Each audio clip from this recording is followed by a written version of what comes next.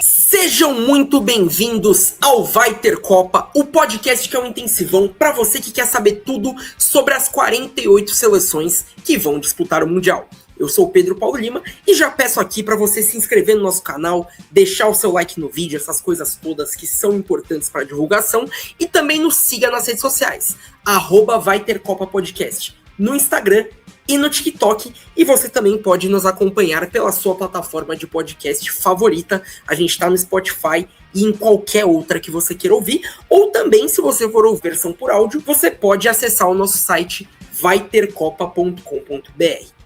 No programa de hoje, a gente volta para a Europa para falar sobre a maior seleção do mundo dentre as que não tem Copa. Isso é praticamente unânime. A gente está falando de uma seleção que, apesar de não ter o título, chegou à final 3 vezes, além de ter protagonizado algumas revoluções no esporte. E por isso que é uma equipe tão respeitada no cenário do futebol de seleções. Agora, a versão que chega para a Copa de 2026 está bem longe de ser a melhor versão que a gente já viu dessa equipe.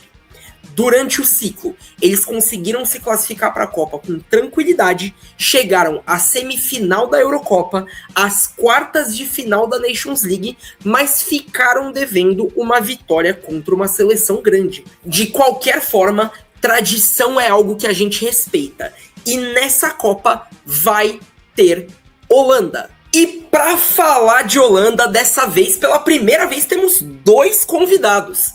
Primeiramente, um especialista no futebol holandês, diretamente do blog Espreme a Laranja, onde você pode acompanhar tudo sobre o futebol deles, Felipe dos Santos. Felipe, muito obrigado pela sua participação, muito obrigado por ter aceitado o convite, e já deixa aí pra gente suas impressões iniciais, o que você espera da Holanda para essa próxima Copa. Muito obrigado, Pedro. Bom dia, prazerzão para participar aqui, ainda mais do lado de uma referência pessoal e de uma geração como é o PVC. É legal falar de uma seleção que para muitos é a mais tradicional sem Copas.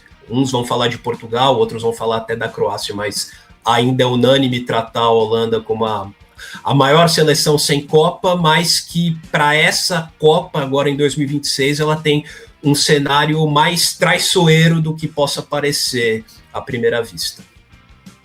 Sim, e você já deu um pouco de um spoiler aqui, mas vamos falar... Na verdade, se eu precisar apresentar o PVC, eu vou embora, né? Um dos maiores jornalistas esportivos do país, senhoras e senhores, Paulo Vinícius Coelho. PVC, geralmente eu começo pedindo impressões iniciais, mas para você eu vou ter que pedir a escalação da Holanda de 74 só pra gente abrir os trabalhos aqui, por favor. Sem sotaque, Youngblood, Surbier, Van Risbergen e Krol, Jansen, Neskes e Van Hanningen, Happy, Cruyff e Rezenbrink. Muito obrigado. E o que você espera da Holanda para essa Copa, PVC? Cara, eu desconfio muito do Koeman, mas tem um detalhe que é impressionante. A Holanda nunca foi dirigida numa Copa do Mundo por um técnico de ciclo completo. E o Koeman, tecnicamente, não é um técnico de ciclo completo, porque ele começou em janeiro de 23. Né? Então ele não pegou o segundo semestre de 22, mas também 22 é o ciclo mais completo da história da Holanda, porque o Hiddink em 95 ou 98 ele dirigiu a partir de janeiro de 95 e a Copa de 94 tinha sido em julho, tinha terminado em julho, não em dezembro como desta vez. Então o Koeman é tecnicamente o primeiro técnico da história da seleção da Holanda a ter um ciclo completo de 4 anos de uma Copa até a outra. E mesmo assim, eu não consigo olhar para o Koeman com confiança no trabalho dele. Foi um jogador extraordinário, muito melhor do que ele é como técnico. Sim, vamos falar do trabalho do Koeman. Então já vamos falar do estilo de jogo da Holanda, que é uma seleção que joga num 4-3-3, com um tripé no meio campo e alguns pontas que tem essa característica de levar o jogo por dentro. É um time que tem bastante qualidade no passe, como de costume da seleção holandesa, se impõe contra adversários mais fracos e tem uma postura mais reativa contra adversários mais fortes. A gente sempre costuma pegar uma escalação aqui para exemplificar, e a gente pegou a escalação do último jogo das eliminatórias contra a Lituânia. Nesse jogo, a Holanda foi com Verbruggen no gol, Timber, De Ligt, Van Dijk e Van de Ven, De Jong, Reinders e Xavi Simons, Malen, Memphis e Cody Gakpo. Felipe, você acha que a escalação da Holanda para a Copa vai ser muito diferente disso? A escalação em nomes não muda muito. Acho que vai ser mais ou menos isso aí. O estilo de jogo, a tática talvez mude, porque já nos últimos jogos das eliminatórias da Copa se notou uma seleção muito lenta, por exemplo, na defesa. Acho que se você pegar, por exemplo, o gol que a Holanda toma da Polônia na penúltima rodada, antes desse jogo contra a Lituânia, 1-1 lá em Varsóvia, você vê o Lewandowski fazendo pivô para cima do Timber, ele já gira direto a bola para o Kaminski, que ganha na corrida do Van Dijk e chega na frente e finaliza para fazer Polônia 1-0. Depois o Memphis acaba empatando. Mas eu acho que essa lentidão cada vez maior do Van Dijk vai fazer com que o Koeman pelo menos pense, não quer dizer que a Holanda vai jogar assim na Copa, mas pelo menos pense na volta dos 3 zagueiros, que foi como a Holanda jogou na Copa de 2014, jogou na Copa de 2022, e pode ser uma carta que ele tenha na manga para proteger o Van Dijk, que ainda é uma referência, mas já tem 34 anos para fazer 35 durante a Copa. Acho que ele, por mais que queira, por mais que seja indispensável para essa seleção, ele não vai conseguir ter a mesma velocidade que ele já teve. Então, em nomes, acho que não foge muito disso, só tiraria o Xavi Simons para colocar o Gravenberch. Acho que De Jong, Reinders e Gravenberch é o meio-campo ideal na cabeça do Koeman, mas provavelmente ele vai pensar nessa hipótese de escalar a Holanda com 3 zagueiros. Mas em nomes é isso. Em tática talvez a coisa mude um pouco. Sim, e a Holanda tem um grupo que tá o Japão, a Tunísia, e você citou a Polônia pode ser a seleção que vem da repescagem para o grupo da Holanda. PVC, você imagina que a Holanda vai mudar o estilo de jogo durante a Copa? Esse é um ponto que, assim, engraçado que a gente tem uma lenda de que a Holanda sempre joga 4-3-3 como se tivesse definido uma legislação que a rainha ou o rei tivesse definido que tem que jogar no 4-3-3. Isso não é verdade, né? Por exemplo, o Hiddink, em 98, jogava 4-4-2, 2 linhas de 4. E o Hiddink era o técnico do Koeman na conquista do PSV em 88, na final contra o Benfica, em que aquele PSV jogava um 4-3-3 com variação para 3-5-2. Já o Koeman, na verdade, jogava 3-5-2. O Koeman era o líbero, o Lerby vinha fazer a terceira zagueiro e o Coach era o terceiro zagueiro, era o zagueiro pela esquerda. E você liberava o Van Arle como ala de um lado e o Heinz como ala do outro lado. O Hiddink sempre teve uma capacidade de posse de bola gigantesca, e o Hiddink não é o mestre do Koeman, mas é um deles. O Koeman foi jogador do Cruyff no Barcelona, mas diferentemente do Guardiola, o Koeman não é um cruyffista puro. Ele misturou referências dele. Então ele pode perfeitamente voltar a ter 3 zagueiros. E ele jogando no 4-3-3, o que está acontecendo muito no futebol mundial é que você prende um terceiro zagueiro, se o lateral esquerdo for o Ake, por exemplo. Você puxa o Ake como terceiro zagueiro, libera o Timber como lateral armador e faz um 3-2-5 para atacar. E você defende num 4-4-2 ou num 5-4-1. Então, a variação tática ela vai existir. Independentemente disso, o que me parece é que a Holanda, nos jogos grandes, ela não conseguiu bom resultado, né? Então, como nesse ciclo inteiro, contra a Espanha ela empatou 2 vezes, contra a Alemanha ela empatou 1 vez e perdeu 2 vezes, contra a Inglaterra ela perdeu 1 vez, contra a França empatou 1 vez e perdeu 2 vezes, contra a Itália ela perdeu 1 vez. E aí a Holanda tá ganhando de quem? Tá ganhando da Polônia, tá ganhando da Lituânia, tá ganhando da Finlândia, tá ganhando da Grécia, tá ganhando de Malta. Mas os jogos contra os adversários mais tradicionais, ela não tá conseguindo ter sucesso. O que pode ser uma boa notícia para o Brasil, porque nas oitavas de final não, nos 16 avos de final, o primeiro mata-mata, o Brasil pode cruzar com a Holanda, se o Brasil for primeiro, a Holanda segundo, ou o inverso. Sim, e realmente a gente estava comentando aqui antes de entrar no ar, a gente vai falar disso na discussão sobre os pontos fracos, mas realmente a Holanda ficou devendo uma vitória grande nesse ciclo. Mas o quanto vocês atribuem isso ao elenco e o quanto isso é responsabilidade do Koeman? Eu acho que a geração não é a melhor geração que a Holanda já teve. Mas, por exemplo, o Felipe acabou de falar do Gravenberch. Acho que hoje o melhor jogador holandês na temporada é o Gravenberch. E a gente está olhando para o Van Dijk e a gente não está olhando para atacantes como quando a Holanda tinha Happy, Cruyff e Rezenbrink, ou quando a Holanda tinha Van Basten e Gullit, ou quando a Holanda tinha Bergkamp e Kluivert. Ou quando a Holanda tinha Van Persie, que foi semifinalista em 2014. E Robben, né? E Robben. Também. Mas, então, já aproveitando... O bravo guerreiro, também. Bravo guerreiro. Mas vamos falar agora... Vamos aproveitar esse gancho e já vamos falar dos principais jogadores. Vocês estavam citando o Van Dijk, então vamos começar por ele, né? Virgil van Dijk, ele completa 35 anos durante a Copa, zagueiro do Liverpool. Tem 88 partidas pela seleção, 71 como capitão e marcou 11 gols. Pela Premier League, na temporada 24-25, que a gente sempre pega o recorte de uma temporada completa, ele fez 37 jogos, teve 3,1 bolas recuperadas por partida, 69% dos duelos ganhos, um desarme por jogo, 92% de precisão no passe, 0,2 dribles sofridos por partida, uma média de 90,4 toques na bola, marcou 3 gols e deu uma assistência. Felipe, você vinha comentando que essa não é mais a melhor versão do Van Dijk, mas o quanto que ele ainda pode ser importante para essa seleção da Holanda? Bom, Pedro, acho que o Van Dijk pode ser importante mudando um pouco de estilo dele, se mexendo menos, ficando mais como um líbero. É complicado falar em líbero, porque líbero, em geral, também é um cara que ajuda na armação das jogadas. E o Van Dijk não é bem isso. Ele é um cara de contenção, embora ele seja muito bom nisso. Muito bom. Acho que até 2024 a gente pode falar que ele era absoluto no mundo nesse quesito.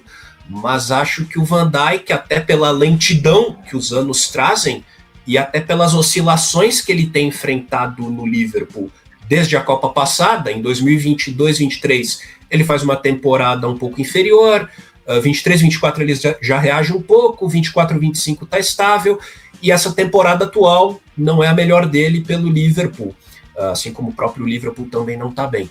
Então, acho que ele chega para essa Copa muito visto um pouco abaixo do que ele já era. Como ele chegou a 2022 inquestionável.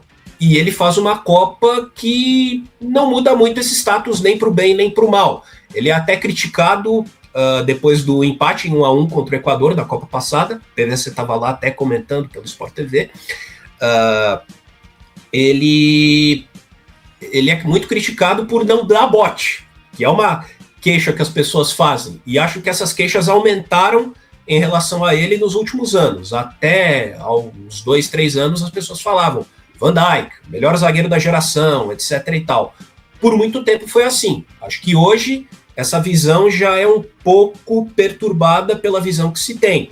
Que o tempo está passando, ele deve ser a última competição grande dele pela Holanda. A Euro quase foi assim. Depois da Euro ele chegou a falar, não, vou parar, vou dar um tempo, vou pensar se eu quero continuar. Pensou, conversou com o Koeman, não, quero seguir até a Copa, vai seguir até a Copa, mas acho que ele vai precisar de um pouco mais de cuidados além dele, vai precisar de um esquema que o proteja, que o não deixe tão exposto já no primeiro combate, para que ele possa colocar em prática todo o potencial dele, todas as capacidades, todas as melhores qualidades que ele tem. Acho que se não for assim, ele vai ser pior visto do que ele já tem sido. Ele não é questionado, ele é inquestionável, ele é um daqueles capitães que, quando levanta no refeitório para falar, o grupo todo presta atenção nele, isso ele tem, inegavelmente, mas para a torcida, e acho que até em campo, ele já começa a mostrar falhas que começam a equilibrar o tamanho do impacto que ele tem em campo principalmente nos últimos 10 anos, desde que ele muda do Southampton para o Liverpool.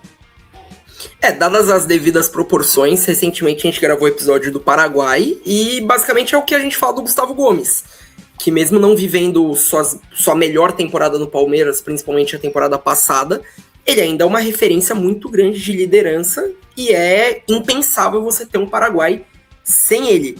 PVC, para você o Van Dijk ainda é esse cara na seleção da Holanda? Eu acho diferente do Gustavo Gomes, primeiro porque assim, o nível de exigência do Liverpool já foi maior do que é hoje, né? O Liverpool foi campeão inglês no ano passado, o Van Dijk não foi a grande estrela, mas assim, se a gente voltar para o time do Liverpool de 2019, são 7 anos, né? Ele tem 34, ele tinha 27, ele estava no ápice, tinha chegado na temporada anterior, chegou em 18 para o Liverpool, de 19 ele era campeão da Champions.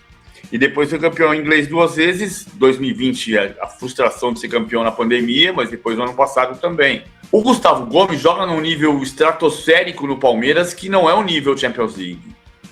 Mas é um nível, ele continua, embora tenha oscilado no ano passado, acho que muito por questões físicas. Por exemplo, no clássico contra o São Paulo, para mim ele foi melhor em campo. O Piquerez jogou muito bem, o Jair jogou bem, para mim o melhor em campo foi o Gustavo Gomes. Então ele tem tido, e ele é só que o Paraguai não disputa o título. Se o Paraguai chegar nas quartas de final como chegou em 2010, ele volta com uma estátua em Assunção. E a Holanda não quer chegar nas quartas de final como chegou em 2022. Ela quer chegar na semifinal.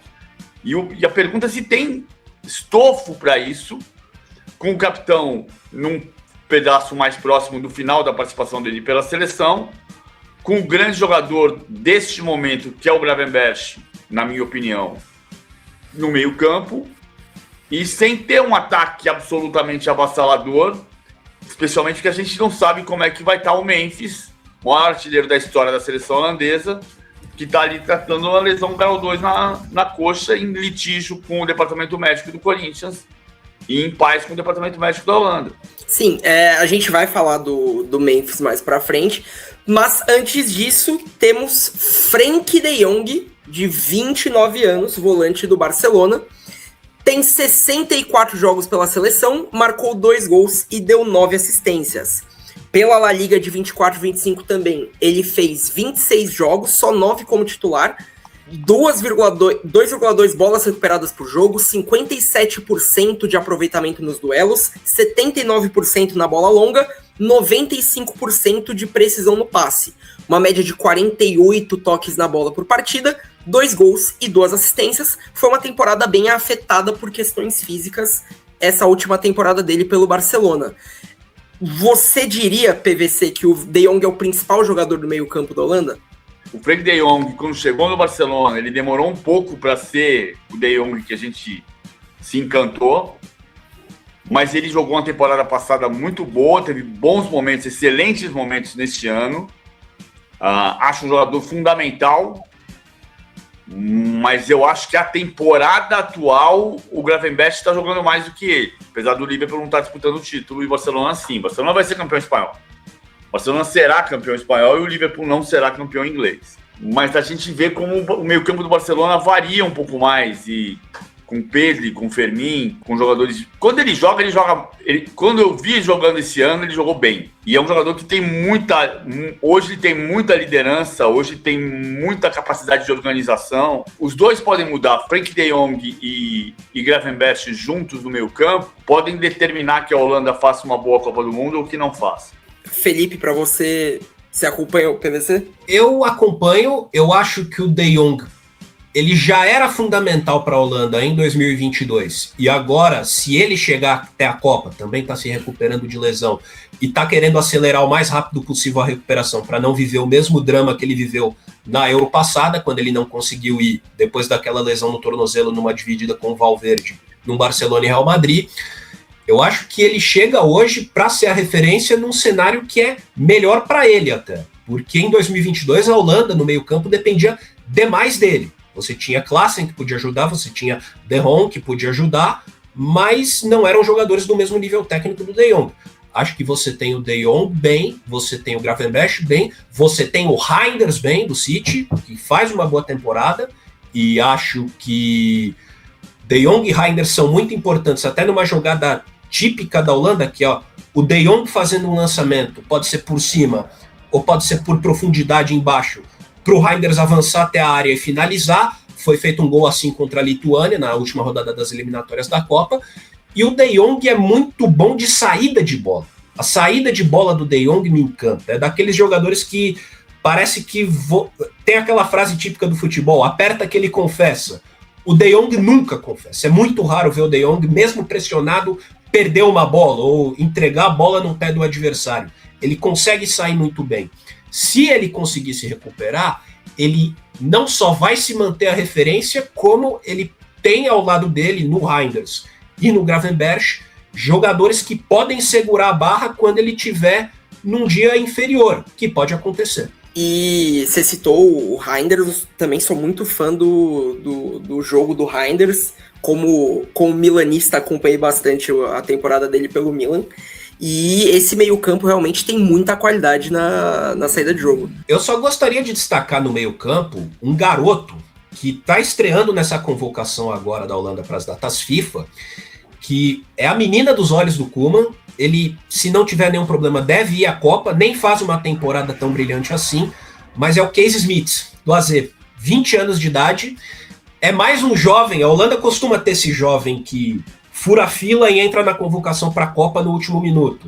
O Overmars foi assim em 94, ele foi para a Copa de 94 com 20 anos, o Elia foi assim para a Copa de 2010, acabou não vingando na carreira, o Memphis Depay vai assim para a Copa de 2014 com 20 anos, o Xavi Simons foi assim para a Copa de 2022, e o Smith, com 20 anos agora, ele é um armador, ele é aquele chamado armador que acelera o jogo com passes longos. Eu acho que ele merece atenção, ele pode ser uma surpresa, uma carta na manga que a Holanda tenha para essa reta final de preparação para a Copa. E com essas opções de meio, vocês acham que o meio-campo da Holanda tá entre os melhores da Copa? PVC? Eu acho que tem muito jogador. Daí a você fazer um tipo que, com esses jogadores todos, a gente tem a discussão sobre por que esse meio-campo não conseguiu fazer a Holanda ganhar os jogos grandes. Eu não vejo a Holanda como uma das seleções favoritas para ganhar a Copa. Embora, se você conseguir fazer Frank de Jong, Gravenberch, Reinders jogarem bem os 8 jogos, a Holanda pode ganhar a Copa. A Copa do Mundo, por ser um torneio de tiro curto, tem essas... Ainda mais nas últimas Copas, vai muito do encaixe que tem naquele mês do que... Você sabe que eu acho uma coisa, sempre achei isso. Eu entendo perfeitamente quando a gente fala que a Copa é o torneio do melhor naquele mês, mas eu acho que sempre achei que você, para ser o melhor daquele mês, você precisa ter trabalhado 4 anos. É igual estudar para o vestibular. Você pode fazer um semi-intensivo extraordinário e passar no vestibular, mas o certo é você ter estudado 3 anos no ensino médio para passar no vestibular. Não é você chegar na reta de chegada e virar a noite estudando. Pode dar certo e pode dar errado. A chance de dar certo é ter estudado 3 anos. A chance de dar certo é maior se você tiver feito o ciclo inteiro bem feito. Agora, essa Copa tem 38 dias. E tem um jogo a mais.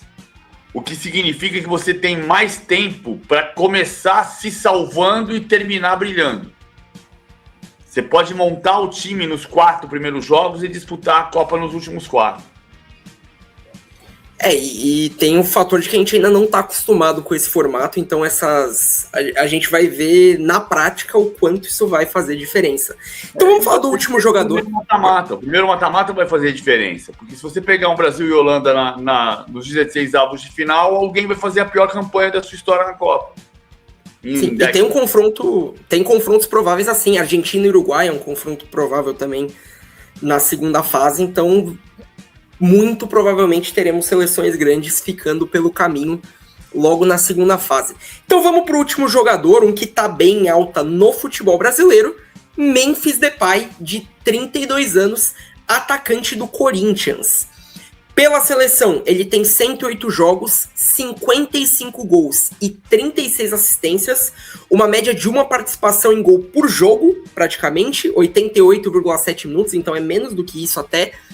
E pelo Corinthians, na temporada de 2025, foram 51 jogos, marcou 12 gols e 10 assistências, uma média de uma participação a cada 2 jogos já, são 163 minutos.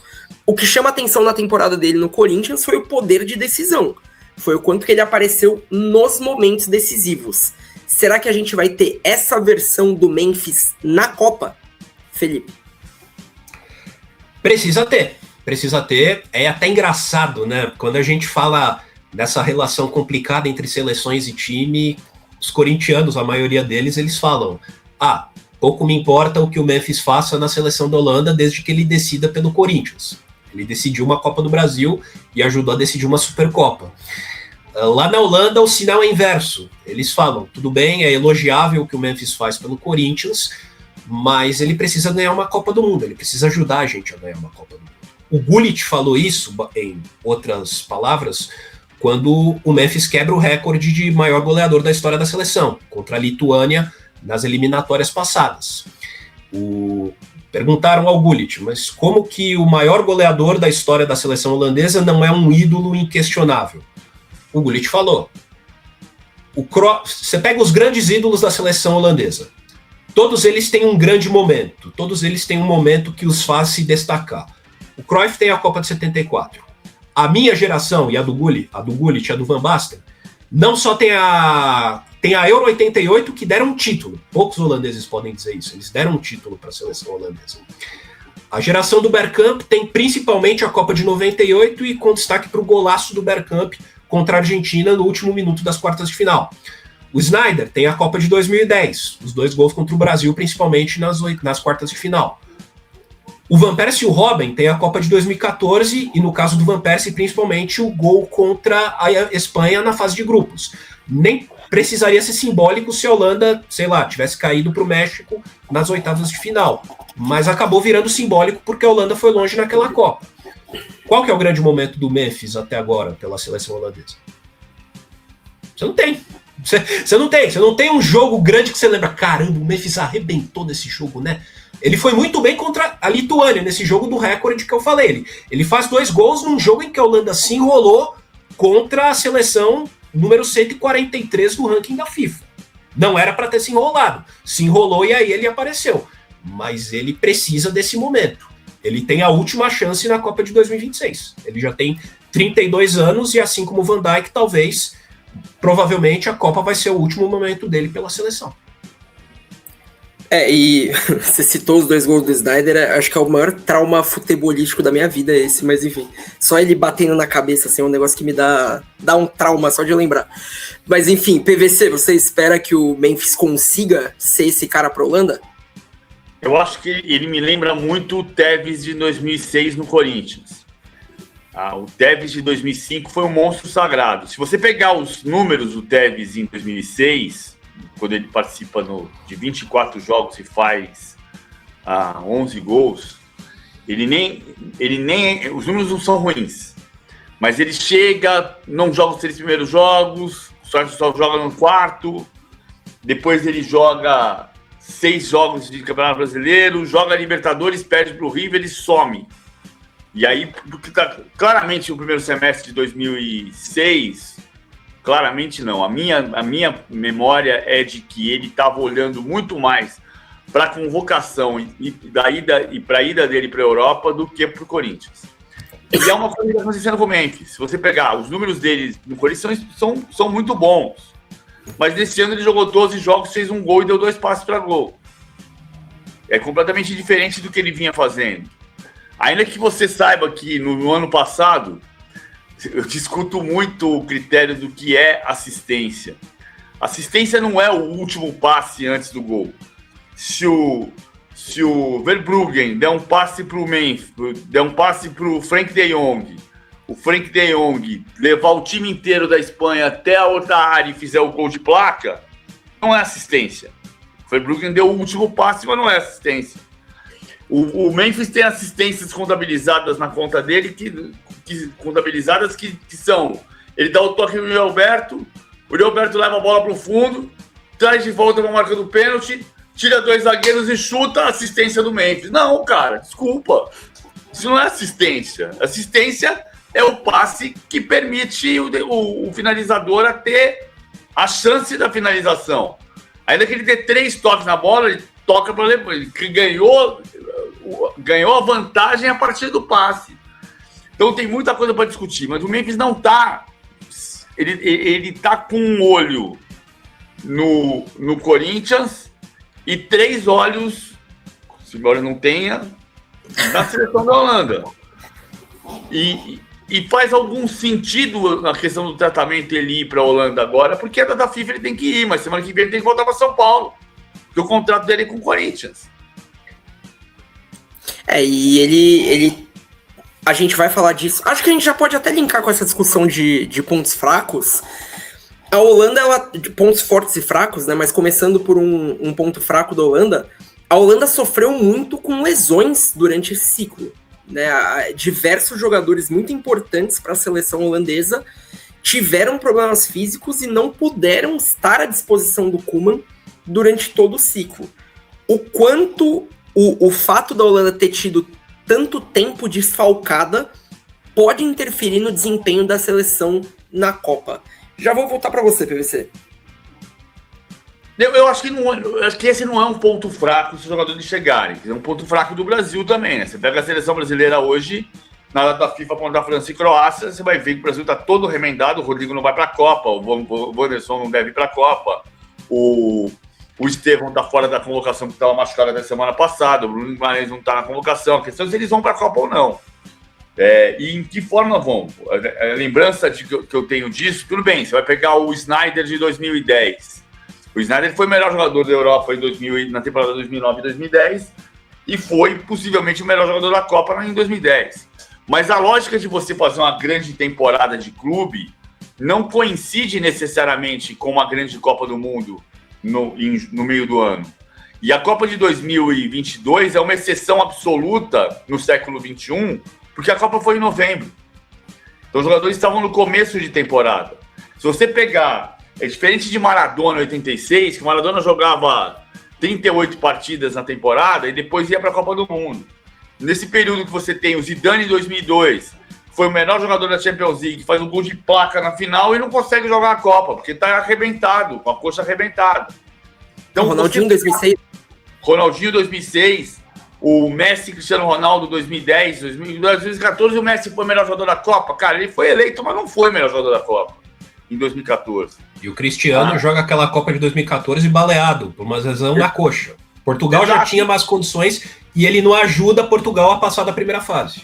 Então, a exceção é 2022, porque a Copa foi em novembro. O Brasil de 2002 é um exemplo disso. O Ronaldo e o Rivaldo não iam jogar a Copa. E foram os 2 melhores jogadores da Copa.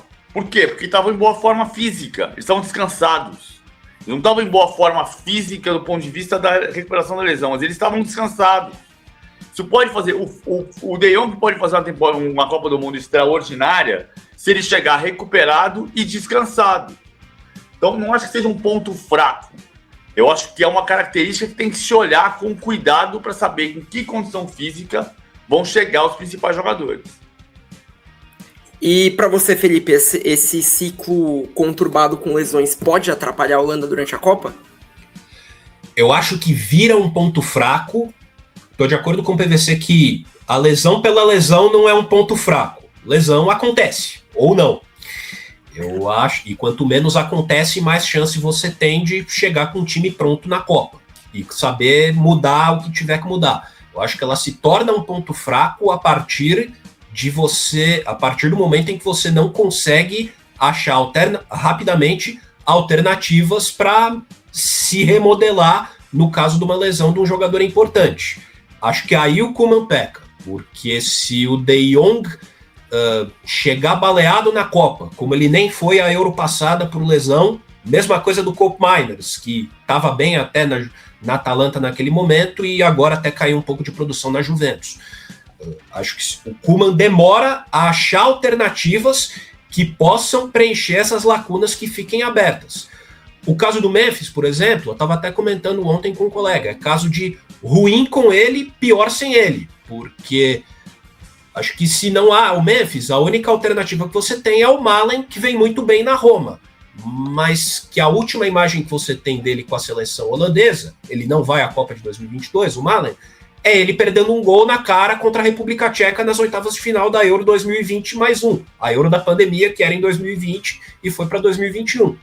Então ele tem muita desconfiança. E se nem o Memphis, que é o melhor atacante, digamos assim, da Holanda, tem plena confiança, que dirá das opções.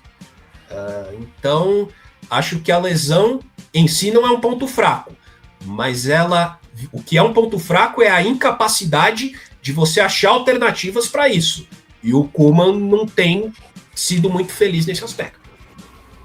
Agora, algo que a gente já comentou durante o programa é o enfrentamento contra as seleções grandes da Holanda no ciclo foi bem ruim.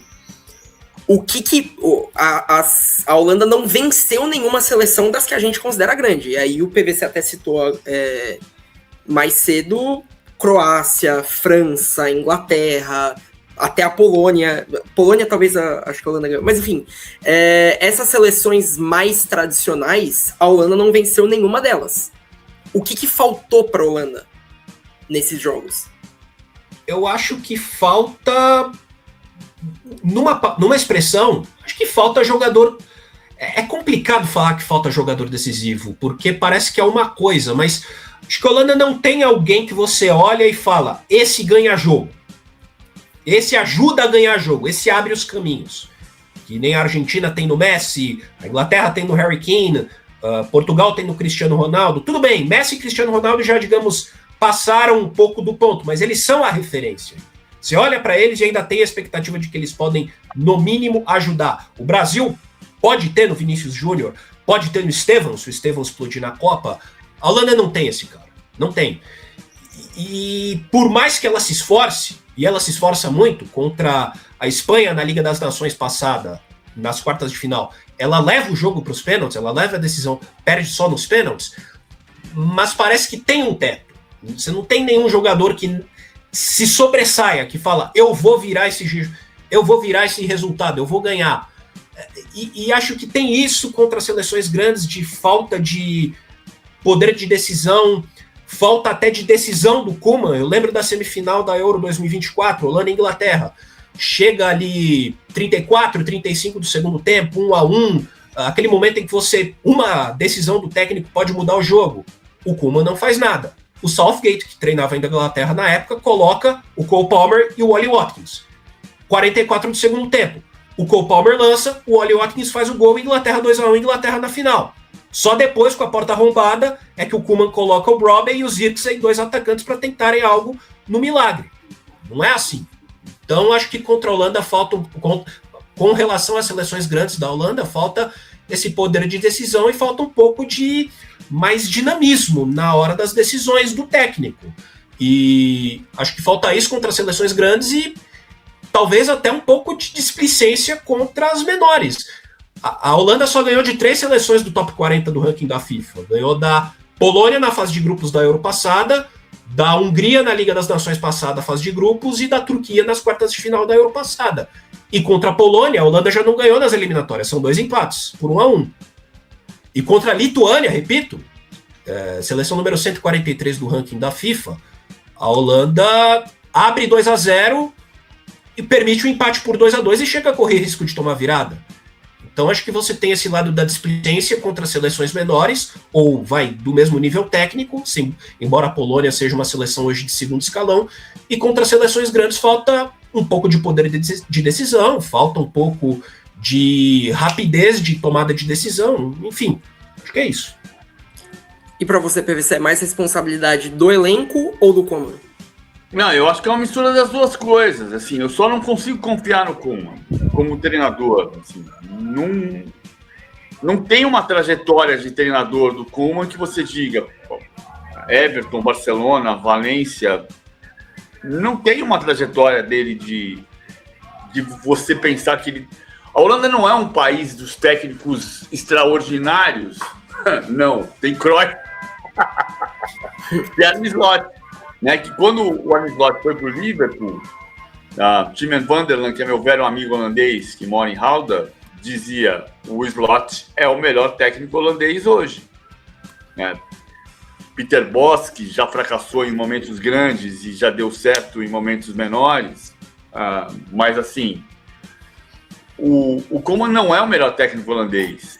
que aconteceu muito na história das seleções, né? O Cruyff não foi técnico da Holanda. O técnico da Holanda em 89, depois do Rinus Michels, era o Thys de Bretts, que ficou 11 jogos e deu lugar ao Lubin Haker em cima do laço. O Lubin Haker voltou para ser técnico da Holanda em 90, porque tinha sido 3 vezes campeão espanhol pelo Real Madrid, mas tinha fracassado na eliminatória de 85 contra a Bélgica, contra o maior rival, e voltou para dirigir uma seleção que tinha um potencial gigantesco e caiu nas oitavas de final, em função também de ter tido um confronto com a Alemanha nas oitavas logo de cara, que é um cenário que pode acontecer nessa Copa. E era uma Copa que o Koeman estava presente, né, em 90.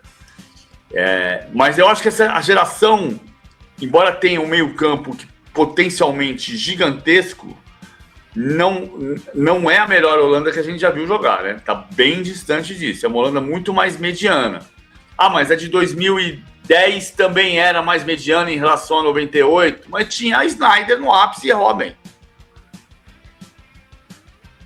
Sim. E então...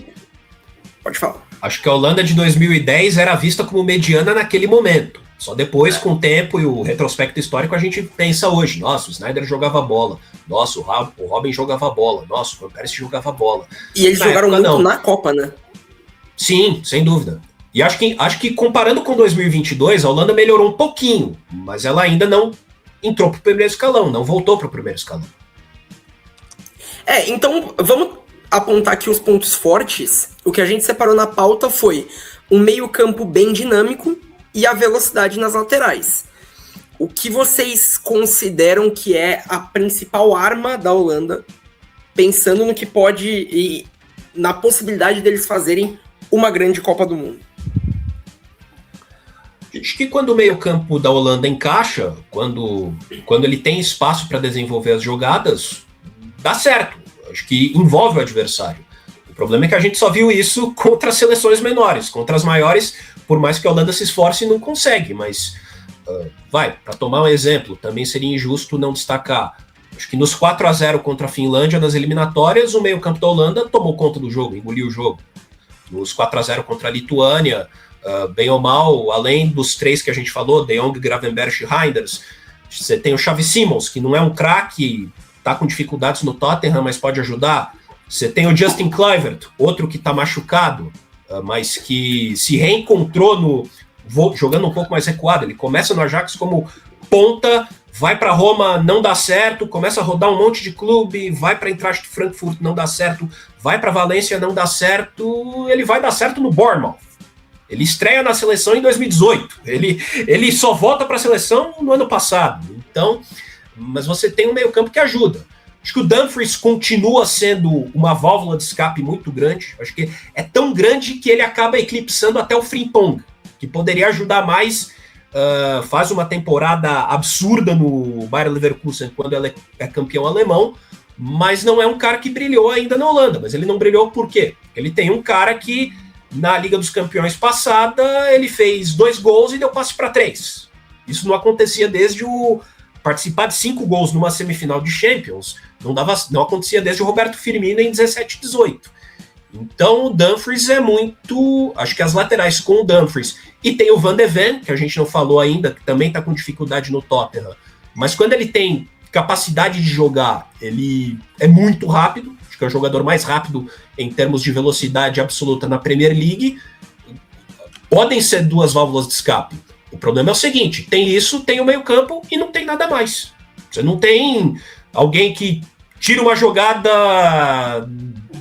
da cartola. Você não tem alguém que resolve o jogo. Se você bloqueia as laterais da Holanda, você bloqueou 70% das chances de ataque da Holanda. O Equador fez isso na Copa passada, a PVC estava lá comentando pelo Sport TV e quase ganhou o jogo. A Argentina bloqueou isso nas quartas de final da Copa passada, as laterais, e a Holanda só conseguiu empatar quando o Weghorst cabeceou uma bola e fez aquela jogada ensaiada, teve aquele átimo nos acréscimos. Acho que você tem opções de ataque, você tem qualidades. Falta você criar variações a partir dessas qualidades, porque se você ficar só com elas, você fica com um time manjado. E para você, PVC, o que a Holanda tem para usar a seu favor durante a Copa? Eu acho que tem o talento desses jogadores de meio campo, principalmente. Eu acho que a gente vai acabar sendo repetitivo um pouco, mas assim, eu acredito muito mais em ter Gravenberch e Frank de Jong bem municiando o Memphis do que no Memphis em si, do que no Memphis, no Malen, do que no Xavi Simons, que são jogadores talentosos, mas que não explodem. É uma seleção que tem que se olhar com muito respeito. Ele falou do Gakpo também. É um caso desses que não explode. Também acho o Gakpo já teve melhor do que está hoje, embora seja um jogador que pode decidir jogo. Eu acho que a força principal, a força motriz do time vai existir se o meio-campo funcionar. E é uma coisa engraçada, né? A gente viveu uma geração no Brasil em que, por exemplo, em 94, você tinha um jogador brasileiro, craque brasileiro, que explodiu internacionalmente no PSV e outro que explodiria internacionalmente no PSV. Estamos falando de Romário e Ronaldo. Então, o Brasil, exportação dos anos 80, ápice da inflação, da hiperinflação, o Brasil começou a ter... A primeira Copa que o Brasil teve jogadores convocados de times do exterior foi em 82, quando o Falcão da Roma e Disseu do Atlético de Madrid jogaram a Copa. Depois, em 86, Edinho, da Udinese, e eram 2 também. E em 90 você teve a explosão que você tinha Jorginho jogando no Bayer Leverkusen, tinha Ricardo Gomes jogando no Benfica, você tinha Ozer do Benfica. Ozer no Benfica, Aldair também. Você tinha Careca no Napoli, você tinha Miller no Torino e assim por diante. Valdo no Benfica. O Benfica foi vice-campeão da Europa em 90. E aí foi a primeira seleção que, de fato, tinha muita gente fora e o Romário era do PSV. Hoje, o Brasil tem 6 convocados, 6 de 26 convocados na lista do Ancelotti, e a Holanda tem 3 que jogam no campeonato holandês. Isso faz uma diferença de como você percebe o processo de formação e de identidade do time com o país. Que é um país que já tem uma dificuldade grande em relação a esse processo de formação de um país que a gente chama de Holanda, enquanto o país quer ser chamado de Netherlands, e a França e os Estados Unidos chamam de Países Baixos. Complementando isso que o PVC falou, um dos clubes que é mais visto como manancial de jovens jogadores no mundo é o Ajax. Quantos jogadores hoje na convocação da Holanda o Ajax tem? Exato, nenhum. E na reserva, o Weghorst, que nem revelado no Ajax é. O Weghorst é um jogador anti-Ajax, né? Ele é o oposto do que o Ajax produziu O Weghorst é o Kift, que era o centroavante do PSV, campeão de 88. Se você quer olhar uma base de jogo... Desculpa, PVC. Imagina. Se você quiser olhar para uma base holandesa que produza jogadores com relativa capacidade, você tem que olhar para o AZ. O AZ, que é campeão da Youth League, a Liga Jovem da UEFA, a espécie de Liga dos Campeões de Jovens da UEFA em 2023, tá até aí na camisa do Pedro, que revelou o Cup Miners, mas também que tem agora o Smith, que eu falei agora recentemente, mas também não é um time que faça brilhar os olhos. Então tem essa dificuldade. O Koeman ontem mesmo falou na coletiva do nível baixo de jogo que foi no clássico Feyenoord de Ajax, que teve no domingo passado, 1-1. Não foi um jogo bom, foi um jogo chato de ver, principalmente no primeiro tempo. Então tem isso que o PVC fala assim, a fábrica tá engripando um pouco, tá complicado. E isso é diferente do que a gente costuma ver da seleção da Holanda. A discussão tá boa, mas vamos para a parte que interessa para finalizar, que é a projeção até onde a Holanda pode chegar nessa Copa. Como vocês já citaram, internamente eles projetam semifinal, eles querem chegar na semifinal, mas vamos discutir aqui se isso será possível. Classificando em primeiro, a Holanda pega o segundo colocado do grupo C, que é o grupo do Brasil, e classificando em segundo, pega o primeiro do grupo C, que é o grupo do Brasil também. Então, na segunda fase, provavelmente vai ficar ali entre Brasil e Marrocos, o adversário da Holanda. Se classificar em terceiro, pega um primeiro colocado. A gente projetou aqui que em segundo a Holanda vai ter um confronto mais difícil, provavelmente contra o Brasil logo de cara. Se classificar em primeiro, aí nas quartas de final que já pode pintar uma França ou uma Alemanha pelo caminho. Qual que é a projeção de vocês da Holanda para essa Copa? Eu acho engraçado, primeiro de tudo, eu acho engraçado a coincidência, porque quando se sortearam os grupos para 2022, o primeiro jogo da Holanda no grupo A contra Senegal, todo mundo falando, Senegal, campeã africana, Holanda vai ter problema, pode ter surpresa, pode ter zebra daí. E de certa forma, tudo bem, a Holanda ganha por 2-0, mas na lembrança que eu tenho, aquele jogo não foi um jogo em que a Holanda brilhou. Todo mundo falou, 2-0 foi um pouco exagerado, talvez pudesse até ter terminado empatado o jogo. Eu acho que é a mesma coisa agora contra o Japão, que é a estreia da Holanda. Acho que a estreia vai determinar muito o que a Holanda pode fazer, porque se perde do Japão, e eu não acho impossível isso acontecer, acho que a Holanda ainda é superior ao Japão, mas nem tanto. Acho que pode acontecer, por exemplo, como aconteceu em 2022, com o Japão estreando, ganhando da Alemanha. Se o Japão ganhar da Holanda, ela já tem uma necessidade de reagir no segundo jogo contra a europeia que vier entre Ucrânia, Albânia, Polônia e Suécia. Tudo bem, pode até passar como terceira do grupo, porque aí teria a Tunísia na última rodada, mas acho que se ela já pega o Brasil de cara, fica muito difícil para ela. Eu acho que seria um jogo equilibrado, Holanda e Brasil, nas 16 avos de final, mas o Brasil me parece ter mais opções técnicas capazes de ganhar um jogo equilibrado, e tem um técnico inegavelmente mais competente para achar essas opções técnicas do que o Koeman é para a Holanda. Mesmo se ela terminar em primeiro, pegar Marrocos seria um desafio. Marrocos que tem um jogador até conhecido da Holanda, o Saibari, que joga no PSV, é um dos melhores até do campeonato holandês. Então acho que a Holanda precisaria já começar com o nível competitivo dela lá em cima, para chegar às quartas de final, que aí, se ela terminar em primeiro e passando dos 16 avos de final, supostamente o teto dela seriam as quartas, quando poderiam vir Alemanha ou França. Mas eu acho que para chegar ali ela precisaria ter um nível técnico muito alto, ter um nível competitivo muito alto desde o começo da Copa, e precisaria ter um poder de superação maior contra o Brasil, mas não desprezível contra Marrocos, que também é uma seleção que pode complicar, assim como o Japão já pode complicar já na estreia para a Holanda. Beleza, e para você, PVC, onde a Holanda pode chegar?